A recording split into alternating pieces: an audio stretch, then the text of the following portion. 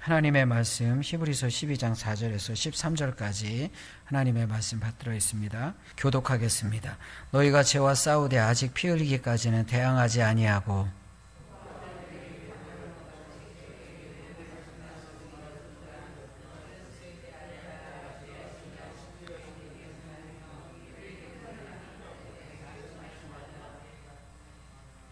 주께서 그 사랑하시는 자를 징계하시고 그가 받아들이시는 아들마다 채찍질 하심이라 하였으니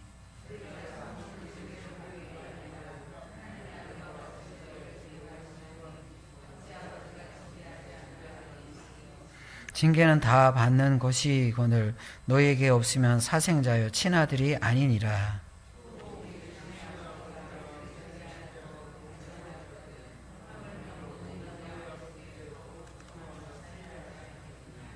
그들은 잠시 자기의 뜻대로 우리를 징계하였거니와 오직 하나님은 우리의 유익을 위하여 그의 거룩하심에 참여하게 하시느니라.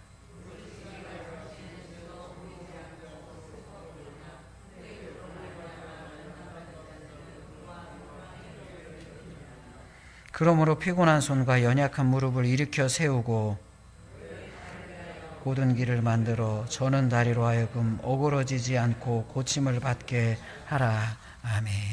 네, 우리 히브리서 12장 4절에서 13절 말씀 지난 시간에도 말씀을 나눴습니다. 잠시 지난 시간의 말씀을 복습해 보면 4절 말씀에 너희가 죄와 싸우되 아직 피 흘리기까지는 대항하지 아니하고 이렇게 말합니다. 이 말씀은 죄와 싸우라는 것이고 피 흘릴 때까지 싸우라는 말이죠. 죄와 싸우라는 것은 싸움의 대상이 이제 죄가 되어야 된다. 이게 영적 싸움이다. 이것을 말하는 것입니다. 사랑과 싸우는 것은 분쟁이고 죄와 싸우는 것이 전쟁이다. 이런 말씀을 같이 나눴습니다. 그러면 사랑과 싸우지 않고 죄와 싸워서 분쟁이 아니라 전쟁이 되기 위해서는 어떻게 해야 돼요? 싸움의 자세를 이야기하는데 피 흘리기까지는 대항하지 아니하고 무슨 말일까요? 피 흘리도록 싸워라. 근데 피는 성경에서 생명을 상징하는 거예요. 순교를 당하든지 예수 그리스도의 십자가를 본받아서 싸우라는 것입니다. 결국 무엇을 말하는 거죠? 내가 죽어야 된다. 이런 의미로 성경이 말하는 거예요. 그래서 분쟁과 전쟁이 어떻게 다르냐? 남을 죽이면 전쟁인 것이고 내가 죽으면 남을 죽이면 분쟁인 것이고 내가 죽으면 영적 전쟁인 거예요. 성경은 사뭇 세상과 다른 가치관으로 우리에게 살 것을 말하잖아요. 세상은 전쟁에서 이겨야 되는 것이고 남이 죽고 내가 살아야 이게 이기는 거예요. 근데 성경의 가치관은 무엇입니까? 내가 죽고 남을 살리는 것이 이게 성경의 가치관이고 영적 싸움입니다. 예수님도 그렇게 사셨잖아요. 예수님도 십자가에 죽으시고 죄인인 우리, 죽었던 우리를 살리셨단 말이에요. 죄와 허물로 죽었던 우리를 예수님이 예수님의 죽음으로 말미암아 살리셨습니다. 죄의 삭은 사망입니다. 죄인입니다. 당연히 내가 죽어야 합니다. 그런데 죄가 없으신 예수님이 죽으시고 우리를 살리신 거예요. 이게 영적 싸움이죠. 이게 예수님의 가치고 천국의 복음입니다. 우리도 예수님을 따라 살아야 되지요. 오늘 본문의 말씀도 그렇게 예수님을 따라 사는 삶에 대해서 이야기합니다. 그럴 때 5절 말씀에서 아들에게 권하는 것 같이 너에게 권면하신 말씀을 잊었도다. 일러스되 내 아들아 주의 징계를 경히 여기지 말며 그에게 꾸지람을 받을 때 낙심하지 말라. 이렇게 말합니다. 권하는 것, 징계, 그리고 꾸지람 이렇게 말하죠. 권하는 것은 옆에서 대화하는 것이죠. 징계는 앞에다 놓고 가르치는 거예요. 이제 꾸지람은 오늘 본문의 말씀에 나오지 않는데 꾸지람은 이제 마지막 단계입니다. 이때도 안 들으면 낙심하는 거죠. 완전히 마지막 단계입니다. 그래서 오늘 본문의 말씀은 징계에 대해서 이야기하는 거예요. 권면과 그다음에 징계, 꾸지람인데 오늘 본문의 말씀은 징계에 대해서 이야기합니다. 왜 우리를 징계하죠? 사랑하시는 자를 징계하시고 그 다음에 7절 말씀에 아들과 같이 너희를 대우하시나니 하나님이 우리를 사랑하고 우리가 하나님의 자녀이기 때문에 징계하신다 말씀하고 있습니다. 그렇다면 이제 오늘 본문의 말씀 이어서 말씀을 같이 나눌 텐데요. 하나님의 징계의 기준이 뭐냐? 징계의 기준이 무엇일까요? 징계의 이유가 무엇인지를 오늘 성경 말씀이 이야기합니다. 10절 말씀을 보세요. 10절 말씀 그들은 잠시 자기의 뜻대로 우리를 징계하거니와 오직 하나님은 우리의 유익을 위하여 그의 거룩하심에 참여하게 하시느니라 이렇게 말합니다. 징계의 기준이 뭘까요? 징계의 기준은 우리의 유익을 위하여 이렇게 말합니다. 모든 징계는 우리의 유익을 위한 것이다. 성경이 명확하게 이야기하는 거예요. 때로는 우리가 아프기도 하고 예수님께 야단을 맞기도 하지요. 하나님의 말씀이 내 심령에 들어와 채찍처럼 내 심령을 때리기도 합니다. 그런데 아프기도 하고 때리는 것처럼 굉장히 괴롭기도 한데, 근데 징계의 이유가 뭐냐? 징계의 기준은 이게 나를 위한 유익이다 이렇게 말합니다. 그래서 벌 받는 거하고 다른 거예요. 우리는 하나님의 자녀이기 때문에 영원한 심판을 받는 그런 벌이 아니라 하나님의 징계, 벌은 이제 완전히 심판이죠. 마지막이죠. 이제 꾸지람 단계에서도 안 들으면 낙심해서 완전히 낙오가 되는 거예요. 그런데 징계는 무엇을 말하죠? 징계는 우리의 유익을 위한 것이다. 하나님의 자녀이고 사랑받는 자이기 때문에 우리의 유익을 위한 것이다 라고 명확하게 이야기합니다.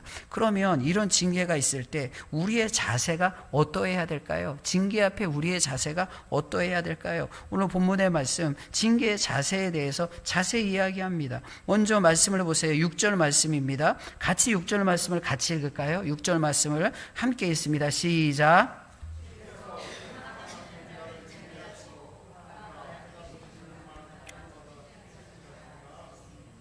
그리고 11절 말씀에 보면 물은 징계가 당시에는 즐거워 보이지 않고 슬퍼 보이나 후에 그로 말미암아 연단받은 자들은 의와 평강의 열매를 맺느니라 이렇게 말해요. 징계가 얼마나 때로는 혹독한지를 말하는데 징계하시고 6절 읽은 말씀이죠. 채찍질 하심이라 이런 말씀이 있고요. 그리고 11절 말씀에 무릇 징계가 당시에는 즐거워 보이지 않고 슬퍼 보이나 이렇게 말합니다.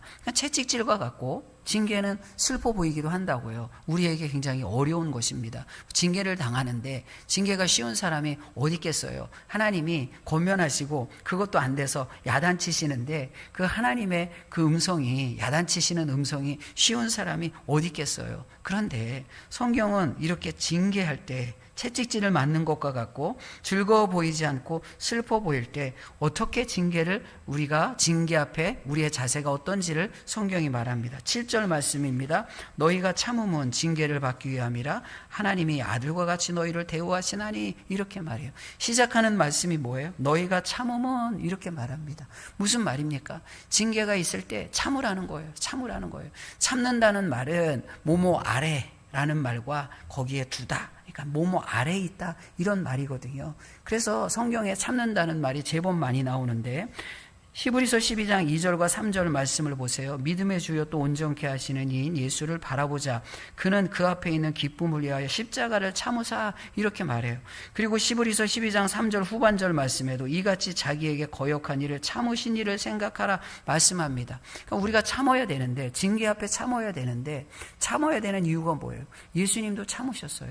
그러니까 참으신 예수님을 생각하고 우리도 징계 앞에 참아야 된다.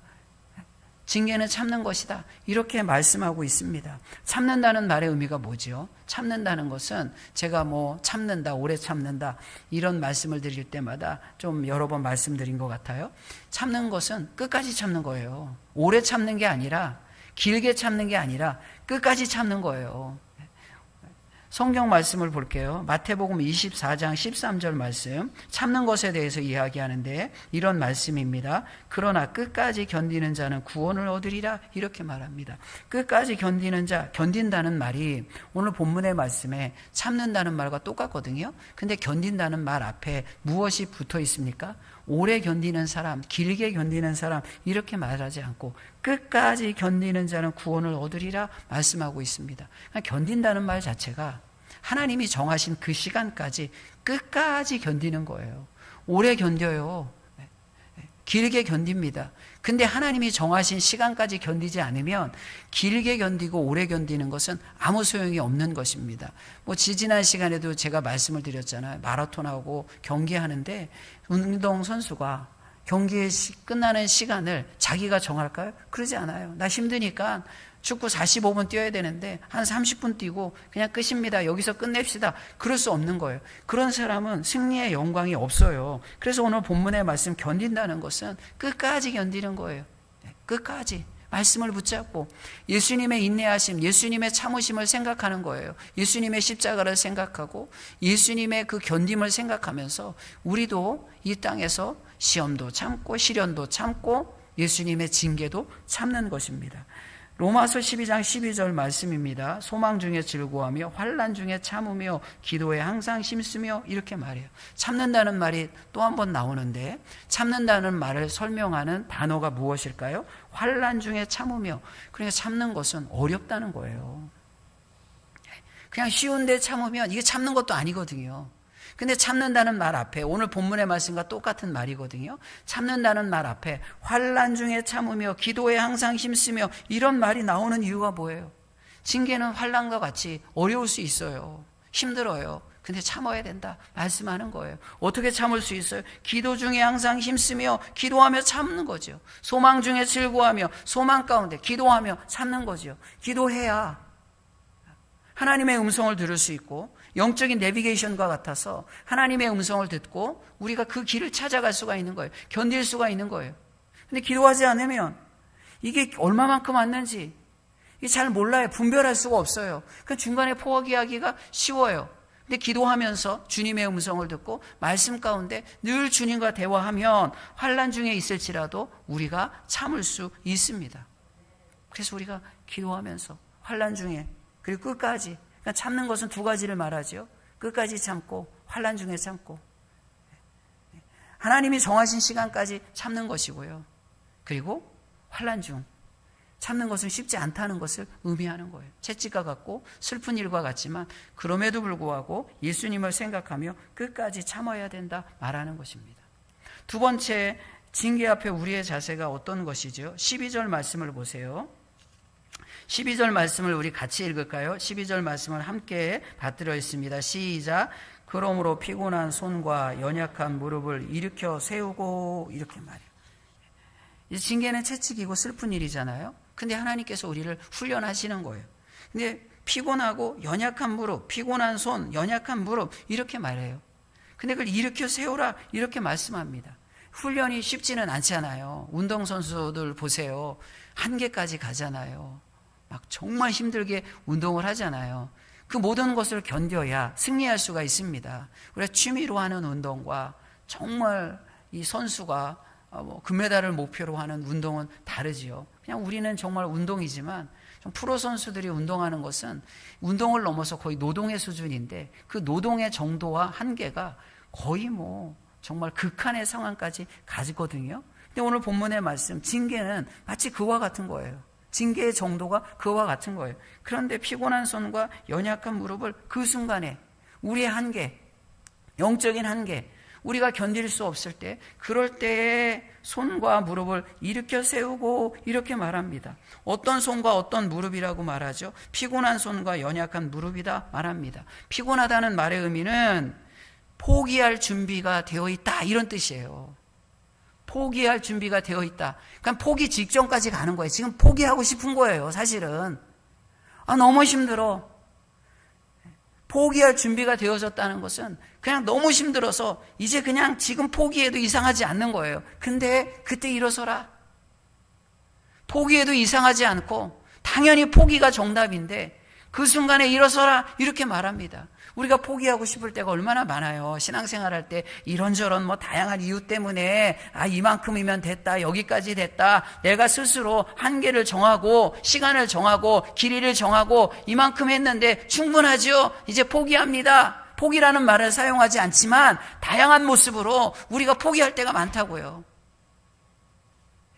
그러나 그 포기하고 싶을 때, 포기해도 이상하지 않을 때, 다른 사람은 많이 참았어요. 충분합니다. 모든 사람이 그렇게 이야기할 때, 그럴 때 피곤한 손 일으켜 세워라. 포기하지 말아라. 끝까지 포기하지 말아라. 그렇게 말하는 거예요. 그러니까 신앙생활에 있어서는 포기는 없는 거예요. 연약한 무릎이란 의미는 무엇일까요? 연약한 무릎, 연약한이란 말은 성경에 오늘 본문의 말씀 이외에는 다 중풍병자를 설명할 때 쓰는 말이에요. 그냥 연약하다는 게 뭐예요? 못 일어난다는 거예요. 성경에 중풍병자가 나오는데 자기 의지와 자기 힘으로 일어난 사람은 한 사람도 없어요. 중풍병자는 다 예수 그리스도의 기적을 설명할 때 자기 힘으로 일어날 수 없는 안진뱅이, 중풍병자를 설명할 때 나오는 단어라고요. 그러니까 오늘 본문의 말씀에 연약한 무릎은 뭐예요? 일어날 수 없는 상황이에요. 우리가 때로는 징계는 다양한 모습으로 오잖아요. 근데 사실 고난과 징계가 어떻게 다른가? 환난과 징계가 어떻게 다른가? 믿음으로 반응하면 환난도 징계가 되어져서 나의 유익이 되어지는 것이고요. 믿음이 없으면 그냥 환난이 환난으로 끝나는 거예요. 내가 무너지는 거예요. 포기하면 환난이고 끝까지 견디면 징계가 되어져서 나에게 유익이 되어지는 거예요. 환난과 징계는 정말 별 차이가 없다고요. 끝까지 견디면 징계가 되어져서 오늘 읽어드린 말씀에 너희들의 유익이다, 유익이 목적이다, 유익이 이유다 이렇게 말하잖아요. 끝까지 견디면 유익이 되어지고 중간에 포기하면 그냥 그 환난 자체만 남는 거예요. 너무나 억울하잖아요. 똑같은 시간을 어찌 보면 견디고 그 어려움과 환난을 견뎌왔는데 누구에게는 굉장히 큰 유익이 되어지고 나는 그냥 그 기억이 환난으로만 남아있단 말이에요. 근데 환난과 유익이 되어지는 징계는 오늘 성경에서 이야기하는 것처럼 끝까지 견디고 환난 중에 견디면 되는 거예요. 그런데 어느 순간까지 피곤한 손이 피곤해요. 할 수 없다는 거예요. 포기해도 된다는 거예요. 포기해도 이상하지 않다는 거예요. 연약한 무릎, 중풍병자를 설명하는 말이라고 했죠. 도저히 내 힘으로 일어날 수 없어요. 일어날 수 있는 힘이 조금 남아있는 그런 때가 아니라 일어날 수 있는 힘이 전혀 남지 않아요. 근데 성경은 말합니다. 일으켜 세우고 그때 일어나라 이렇게 말하는 거예요. 이게 징계 앞에 우리의 자세다 성경이 말씀합니다. 그러니까 참아야 합니다.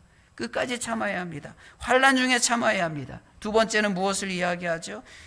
피곤하고 연약할지라도 그 순간 일어나야 돼요. 우리 신앙생활할 때 주저앉고 싶고 포기하고 싶고 정말 그럴 때가 너무 많죠. 근데 하나님은 우리에게 말씀하시는 거예요. 그때가 일어날 때다. 그때 일어나면 우리가 영적으로 자라가고 성장하고 성숙한 거예요. 근데 그때 주저앉으면 그냥 중간 포기예요. 끝까지 못 가는 거예요. 그러니까 우리가 이 말씀을 기억하고 생각하면서 어떻게 해야 될까요? 정말 힘들 때 있거든요. 신앙생활 할 때. 정말 어려울 때 있어요. 다 있죠. 뭐 왜 없겠어요. 그럴 때 이 말씀을 기억하는 거예요. 피곤한 손과 연약한 무릎을 일으켜 세우고 지금 이게 하나님의 음성이다. 지금 일어날 때다. 내가 힘이 없고 일어날 수 있는 힘이 없을 때 지금 이게 하나님의 음성이다. 지금 일어나라는 하나님의 음성이다. 지금이 일어날 때다. 지금이 일어날 때다. 진짜 지금이야말로 일어날 때다. 이렇게 주님의 음성을 듣고 피곤한 손, 연약한 무릎을 일으켜 세울 때에 이 징계가 주는 유익이 우리의 삶 가운데 넘치는 줄 믿습니다. 그냥 일어나야 돼요. 일어나야 돼요. 우리의 삶 가운데 일어날 수 없을 때 일어나는 거고요. 펼 수 없을 때 펴는 것입니다. 그럴 때 어떤 유익이 있다라고 성경이 말합니까? 오늘 성경 말씀을 보세요. 10절과 11절 말씀입니다. 10절, 11절 말씀 우리 같이 읽을까요? 10절, 11절 말씀은 함께 받들어 있습니다. 시작. 그들은 잠시 자기의 뜻대로 우리를 징계하였거니와 오직 하나님은 우리의 유익을 위하여 그의 거룩하심에 참여하게 하시느니라. 무릇 징계가 당시에는 즐거워 보이지 않고 슬퍼 보이나 후에 그로 말미암아 연단받은 자들은 의와 평강의 열매를 맺느니라. 이렇게 말합니다. 징계의 유익에 대해서 이야기하는데 거룩하심에 10절 후반절 말씀에 보면 그의 거룩하심에 참여하게 하시느니라 이렇게 말하고요. 11절 말씀에는 의와 평강의 열매를 맺느니라 말합니다. 두 가지를 말하죠. 거룩하심에 참여한다 이렇게 말씀하고 의와 평강의 열매를 맺느니라. 첫 번째 그의 거룩하심에 참여한다. 거룩하심이 뭐예요? 정결하게 된다는 거예요. 단련이 된다는 거예요. 하나님 앞에 순결하게 되어지는 것입니다. 성경 욥기 23장 10절 말씀입니다. 그러나 내가 가는 길을 그가 아시나니 그가 나를 단련하신 후에는 내가 순금같이 되어 나오리라. 단련하신 후에 순금같이 되어 나오리라. 순금은 무엇이죠? 정결한 거예요. 하나님 앞에 거룩한 거예요. 우리의 거룩은 그냥 보장되어지는 건 아니죠. 영적인 의미에서 신앙적인 어떤 영적인 의미에서 예수 그리스도의 보혈로 거룩은 우리에게 부여되고 주어지는 거예요. 그러나 이것이 성화의 과정에서 성화의 개념으로서는 어떻게 해요? 그 하나님의 거룩함을 누리기 위해서는 단련이 필요한 거예요. 그게 징계입니다. 그래서 욥기 23장 10절 말씀에 단련하신 후에는 내가 순금같이 되어 나오리라 이렇게 고백하는 거예요. 우리의 불순물이 있지요. 근데 이 불순물을 빼기 위해서는 단련해야 돼요. 요즘 금값이 엄청 비싸다고 하잖아요. 금을 재련하잖아요. 그냥 순금이 되지 않고 뜨거운 불에 들어갔다 나와야 순금이 되어지는 것처럼 징계는 우리의 유익을 위한 것인데 그 유익이 무엇이냐? 우리가 단련한 후에 순금이 되어지는 거예요. 거룩하게 되어지는 거예요. 점점 예수 그리스도를 닮아가는 것입니다. 성경 말씀을 볼게요. 시편 105편 17절에서 19절 말씀입니다. 그가 한 사람을 앞서 보내셨음이며 요셉의 종으로 팔렸도다. 그의 발은 착고를 차고 그의 몸은 쇠사슬에 매였으니 곧 여호와의 말씀이 응할 때까지라. 그의 말씀이 그를 단련하였도다. 요셉은 어떤 사람이죠? 하나님께서 꿈을 주셨어요. 비전이 있는 거지요. 그래서 비전을 품은 사람이에요. 근데 환난이 있단 말이에요. 종으로 팔려가고 죄수로 감옥에 있어요. 근데 종으로 팔려가고 죄수로 감옥에 있는 이 모든 순간이 하나님의 말씀이 그를 단련하는 시간이었어요.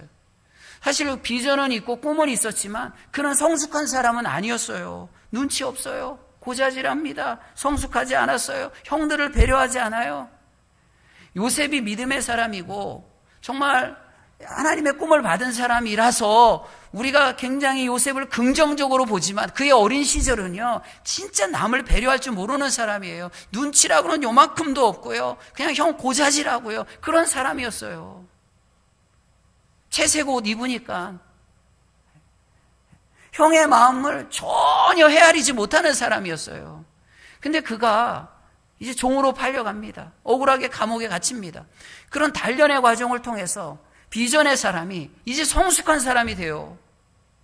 비전의 사람이 비전만 품는 것이 아니라 정말 남을 배려하는 사람이 되어지는 거예요. 그래서 형들을 만났을 때 정말 원수를 갚을 수 있는 힘을 가지고 있잖아요. 근데 자신의 힘을 원수 갚는 데 사용하지 않고 정말 이것이 하나님의 뜻이었구나 성숙한 고백을 합니다. 내가 그냥 높은 자리에 올라갔으니까 내 인생 성공했다. 그런 성공 스토리를 이야기하는 것이 아니라 진짜 하나님의 비전을 이야기하는 거예요. 하나님이 나를 보내신 거예요. 형들이 판 것이 아니라 하나님이 보내신 거예요. 그냥 걱정하지 마세요. 이런 말을 한다고요. 이렇게 징계를 통해서 우리가 훈련되어지고 단련되어지는 거예요. 이게 거룩해지는 것입니다. 어려운 일이 있고 힘든 일이 있으면 이것을 통해서 내가 점점 이 내 안에 있는 불순물이 제거되어지는 과정이지요. 그렇게 생각을 해야 돼요. 그리고 나를 돌아볼 수 있어야 돼요. 아, 참 이게 힘들고 어려운데 이게 하나님의 징계다, 단련이다 생각하고 나를 돌아봐야 돼요. 나를 먼저 돌아봐야 돼요. 그리고 내가 이 단련을 통해서, 이 훈련을 통해서, 징계라는 게 훈련이라고 했잖아요. 이 훈련을 통해서 내 안에 있는 불순물을 하나님이 빼시기를 원하는데 불순물이 뭘까? 하나님이 기뻐하지 않은, 성숙하지 않은 모습이 무엇일까? 이것을 보면서 빼는 거예요. 그럴 때 한 단계 성숙하고 자라가는 거예요. 비록 그런 단련과 훈련을 통해서 나의 실수가 드러날 수도 있어요. 목사도 마찬가지거든요. 실수가 드러나고 그 실수를 직면할 때 참 아파요.